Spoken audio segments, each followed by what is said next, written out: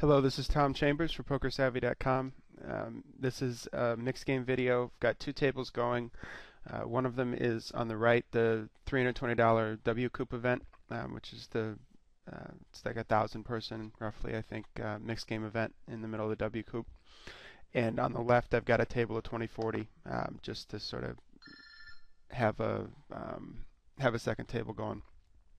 What I'm hoping is that in the tournament on the right, that I get deep enough that I can do a sort of part two of this video where stacks are shallower, particularly for the PLO and no limit. Obviously, that changes things a lot, and also in some of the limit situations, the short stacking situations in tournaments can get interesting. So, if that happens, then there will be a part two. Otherwise, this is just going to be a sort of early stages video.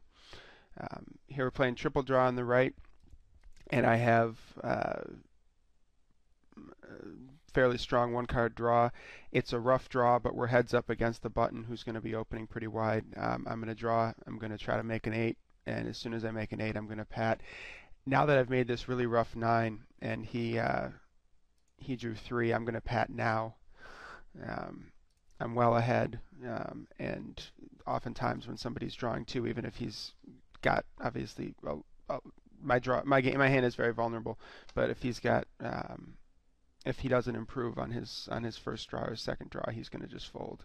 Nobody's going to draw 2 against the pat hand. So sort of overrepresent your hand by not drawing in order to induce incorrect folds some of the time.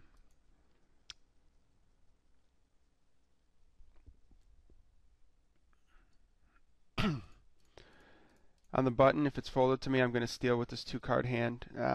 There's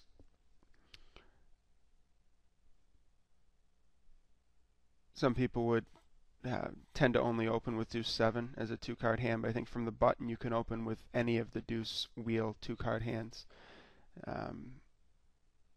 It's just going to be relatively easy to play in position with a 3-card draw that could easily improve to a good 2-card draw, and of course you're going to steal the blinds a lot. In the stud high table on the left, I've just opened with some trashy hearts.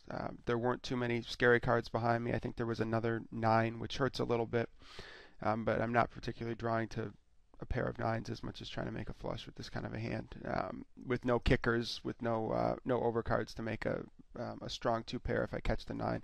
Having a dead 9 doesn't hurt as much. What was helpful was that there were no dead hearts. And so I was willing to open it, and now I'm basically in a multi-way pot just trying to turn a flush draw. And now that I've got that 4-card flush draw on 4th Street in a multi-way pot, I'm easily a money favorite in this situation.